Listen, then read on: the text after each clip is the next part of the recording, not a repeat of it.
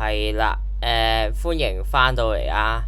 上次咧就應該透過我上次嘅影片，我教咗啲乜嘢？我教咗咩係integer 啊？我教咗咩叫做 boolean 啦？我教咗乜嘢叫做 string？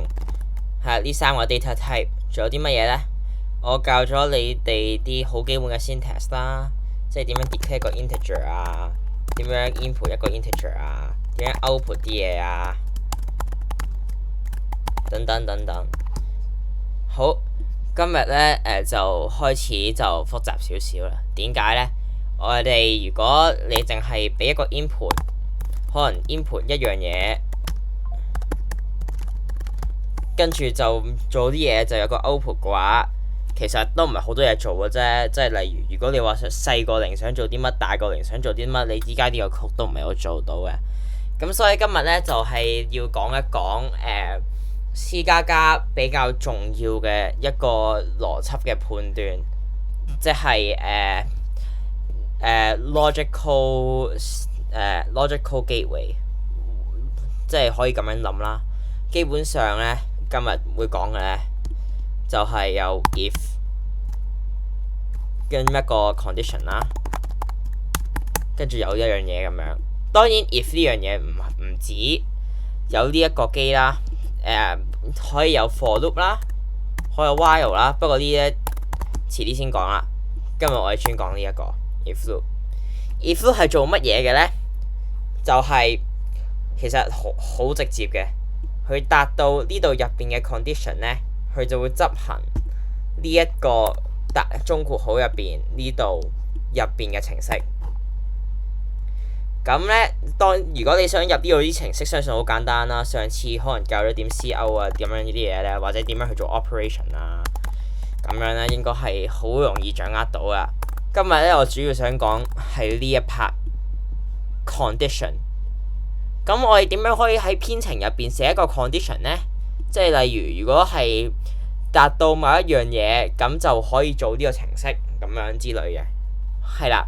咁我入 condition 之前咧，我哋首先要翻嚟講一講 data type。上次我哋講咗 integer 啦、boolean 同埋 string。integer 咧就係任何由負2 to the power of 31去到2 to the power of 31減1，因為咧呢個 int 咧。佢呢個 variable 呢個變數咧係32個 bit 嘅會有，跟住呢個 boolean 就係 true or false 啦。係咪有問題？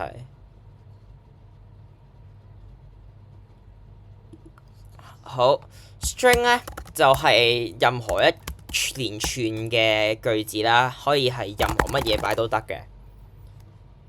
今日咧，我想講一講多至少3樣嘅唔同嘅 data type。咁樣 integer 呢度啦，我想如果你 integer 就係去到2 to the power 31減1啊嘛，咁萬一你想大過2 to the power 31減1，你可以點做咧？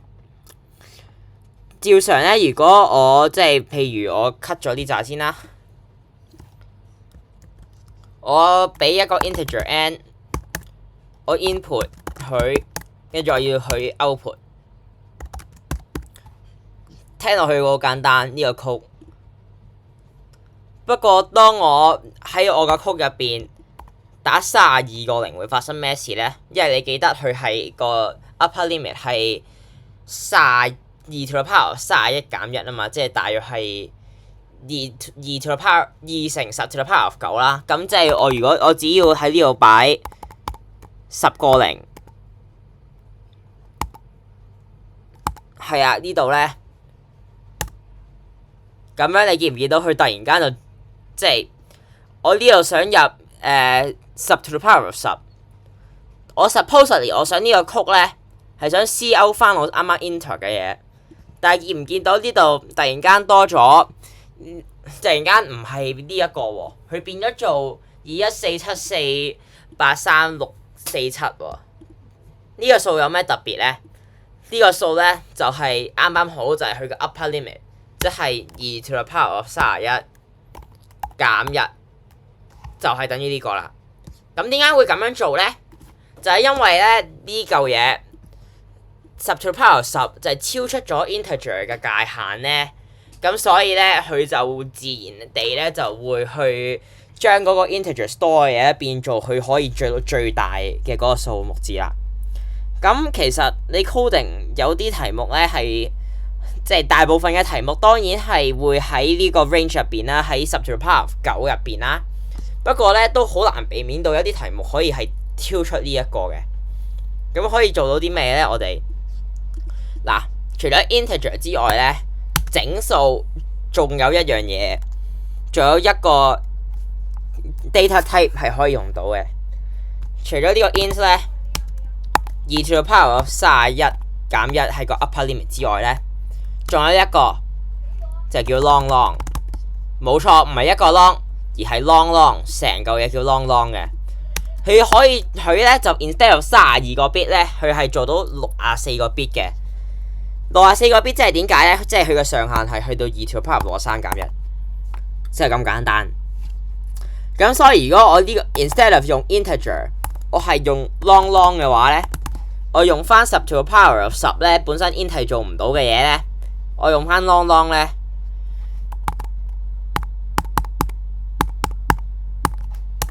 係做得到嘅。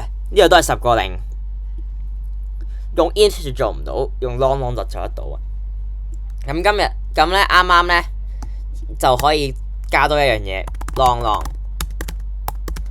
就係-2 to the power of 63細過 long long 細過2 to the power of 63減1。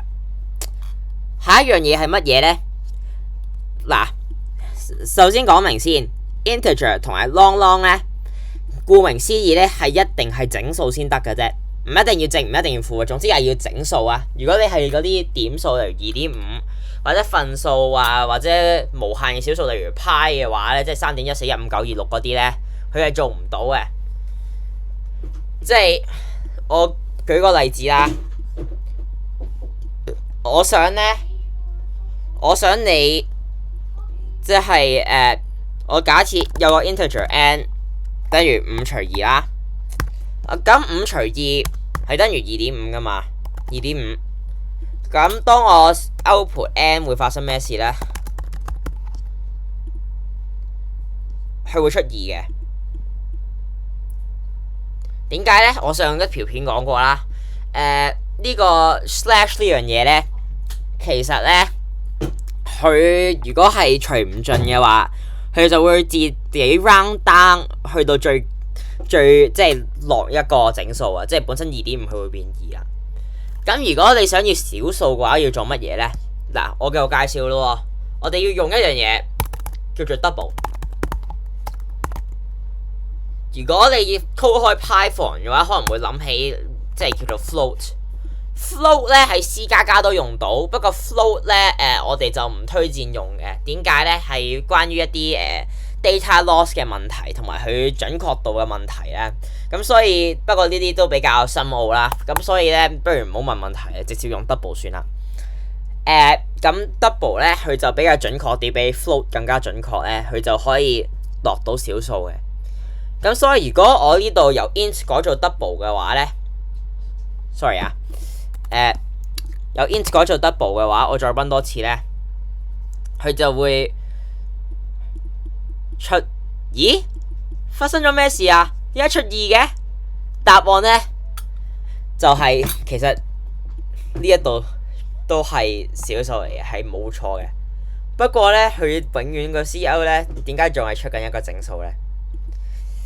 就係你要做一樣嘢叫做 fixed set precision，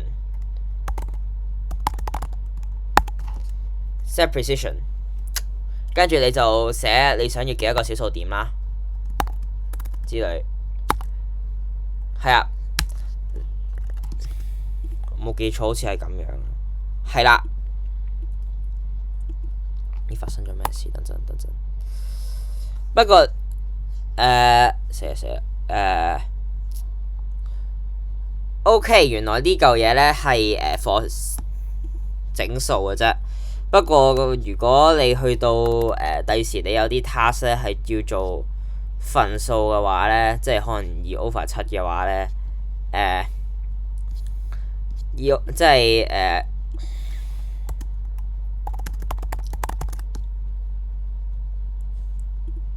係咯，你當你見到呢啲咧，我唔知係咪今日個 debug 架有問題啦。總之係咯，佢係會你可以咁樣嘅，都係除到嘅。不過係咯，我都要去研究下發生咗咩問題。不過總之記得，如果你想要個小數嘅話咧，不過簡單少少，我就咁直接叫佢做2.5啦。咁樣你可以見到咧，sorry 撳咗逗號，係啊，呢個就出到2.5啦。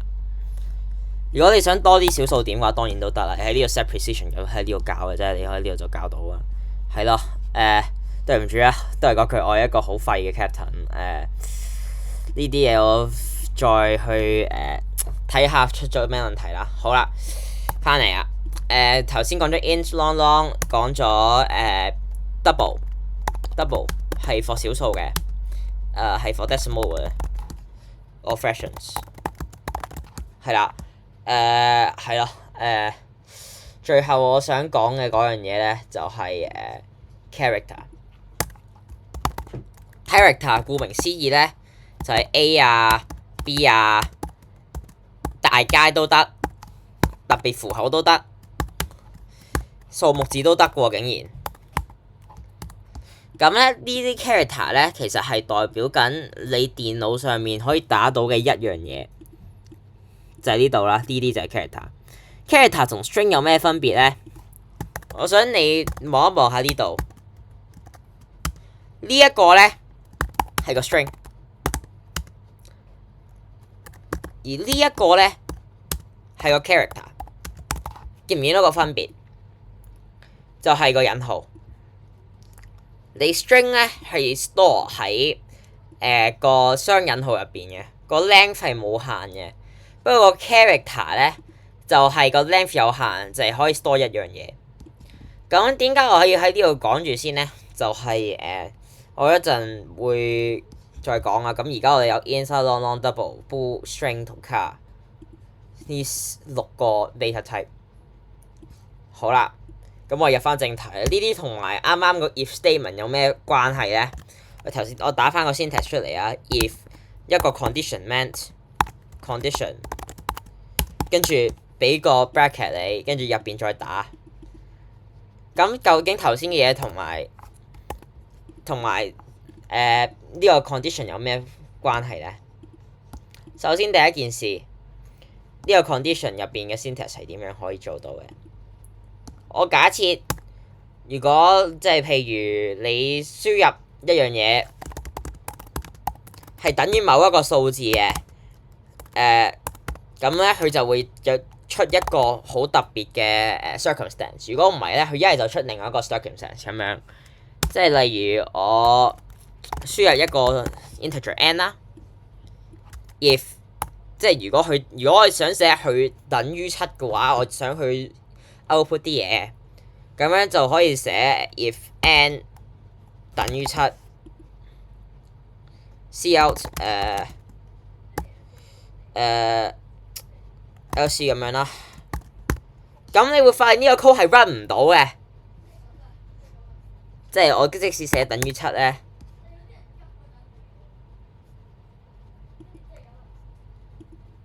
咦？我本身想講嘅係佢平時咧，係啦，呢度你見到咧，頭先係7都輸入出咗 LSC， 但係呢度點解8都輸出咗 LSC 咧？就係因為呢度根本做唔到佢嘅 function。嗱 ，C 加加入邊咧，等號同埋兩個等號係有分別嘅。呢一個等號，呢個單等號咧，就係會 change a variable to a value， 即係佢係攞嚟轉一個 variable 嘅。即係過咗呢行咧，無論你輸入啲乜嘢都好，下一句之後 n 都係會等於7。不過咧，兩個等號又唔同咗喎。兩個等號咧就係用嚟 check if content of a variable equals to something。所以咧我想 check n 等於7嘅話咧，其實呢度係要兩個等號嘅。咁你會見到咧，呢度係我寫7嘅話，佢又會輸出啦。不過我寫翻即係可能寫8嘅話咧，就冇 output 嘅。你見到冇 output 嘅，空白嘅，就係因為佢唔係等於7。你無論我其他數字，如果唔係7嘅話，佢都唔會 print 任何嘢嘅。我無論 print 6定 print 0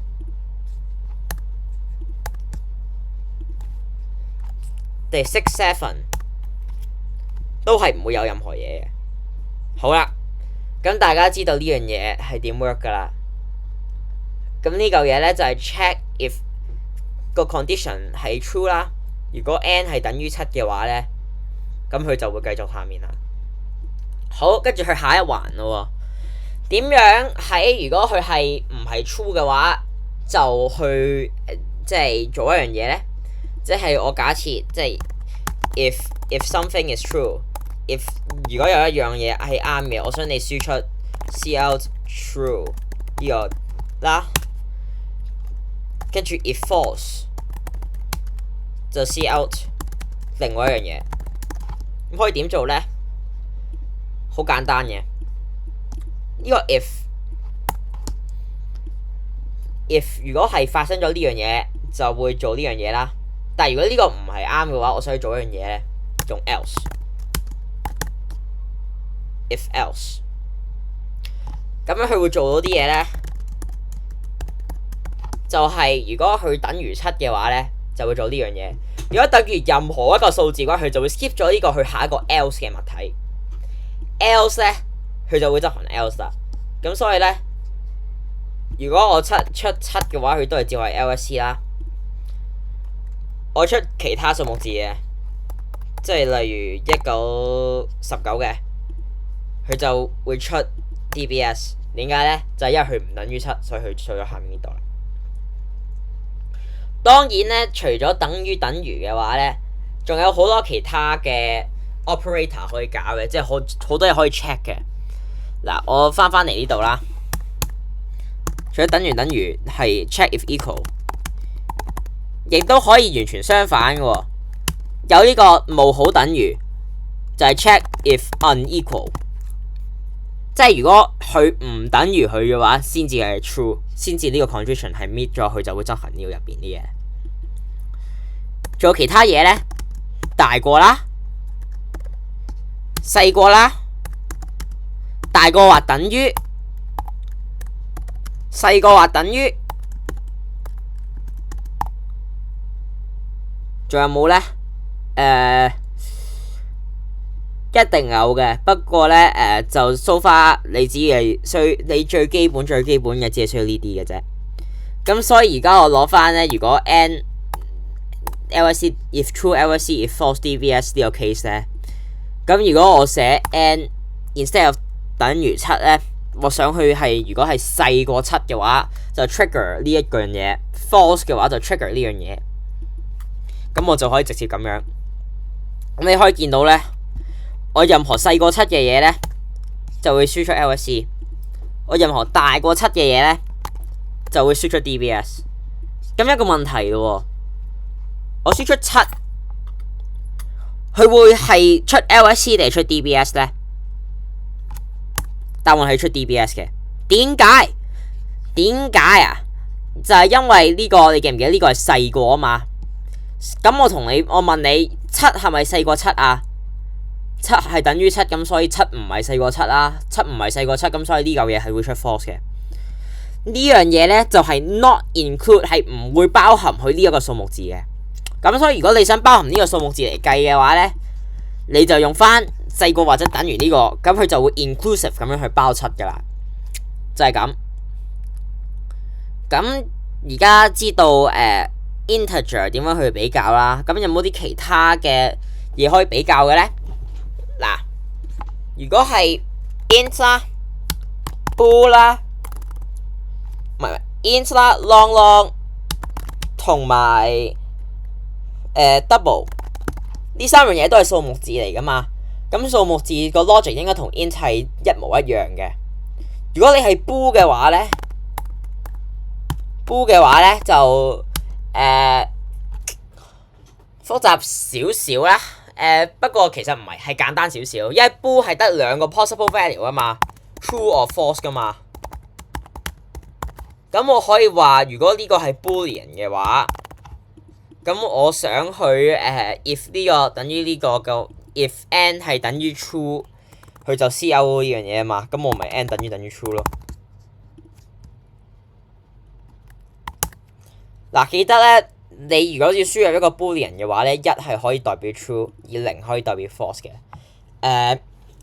不過你都好少會叫你輸入一個 boolean，咁呢個係做示範嘅啫。不過呢一個 logic operator 呢個等於咧都可以用嚟去做 boolean 嘅。咁睇下 string 得唔得咯？假設我想要一樣嘢，即係我想計一個人嘅，我想輸入一個人嘅 grade， 跟住攞嚟計分，例如 A 等於3分啊 ，B 等於2分啊 ，C 等於1分啊等等。咁我可以點做咧？即係我假設個 input 只係得 A、B、C 一個數目字啦，唔係一個英文字啦。大家第一個諗法咧，可能係上堂所學過嘅 string。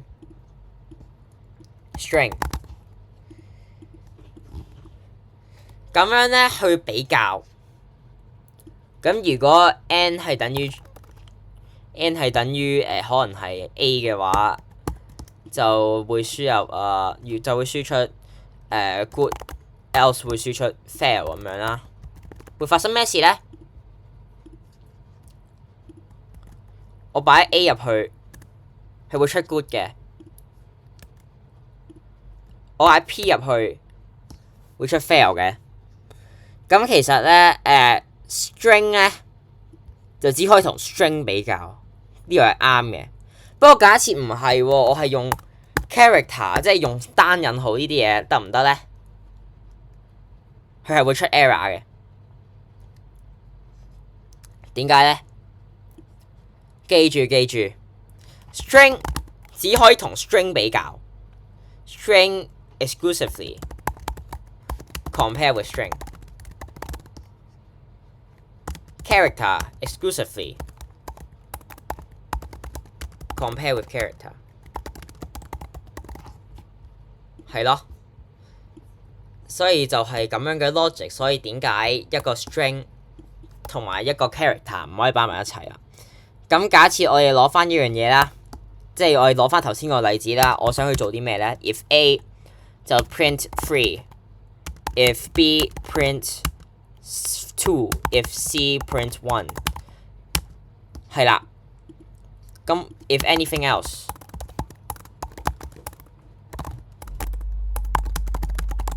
print 0， 佢點做咧？我哋首先輸入翻個 string 先啦。我哋頭先講過咧，如果你 string 同 string 比較，因為呢個係 string 啊嘛，咁所以呢度都一定要係雙引號咁樣去 string。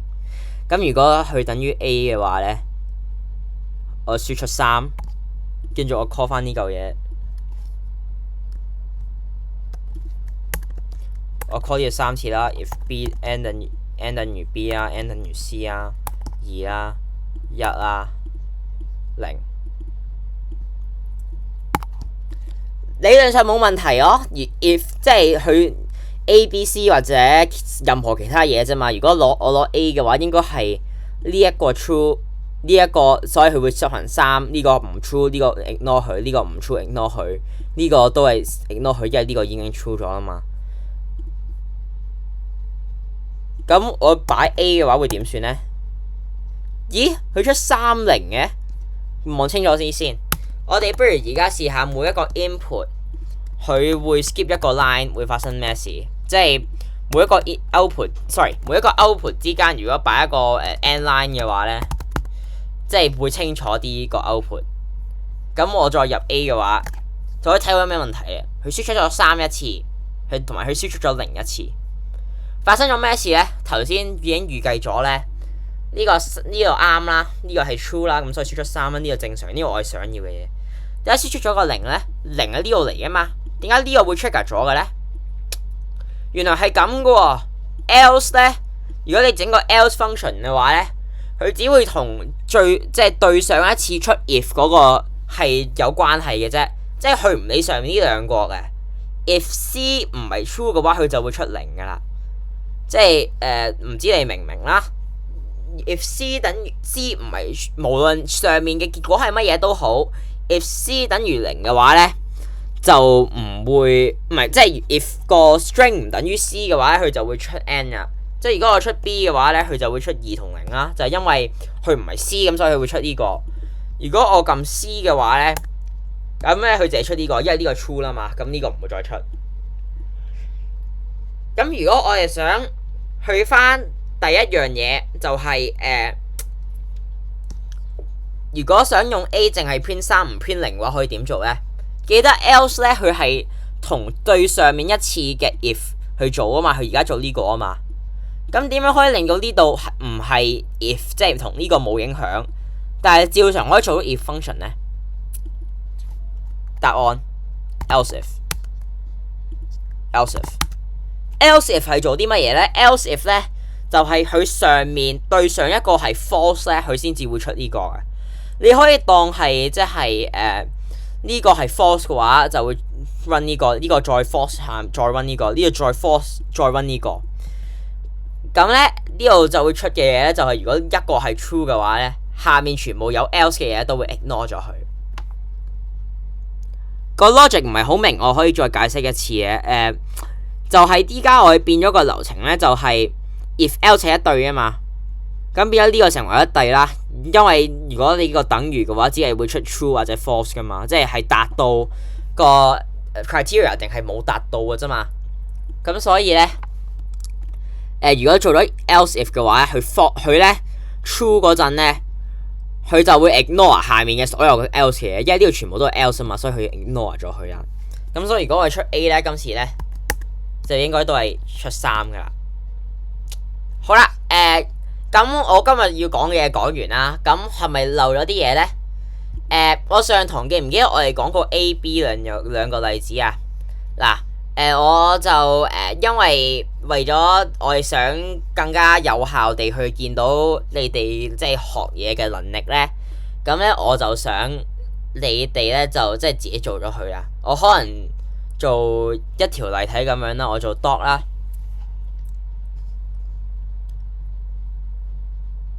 咁呢度就要比較 year month day 啦。咁其實而家開始有翻少少邏輯嘅嘢，你要開始諗一諗下。我想要做呢一樣，要做到佢嘅目標嘅話，要點做？譬如呢度咧，我想去決定佢係 before or after 嘅。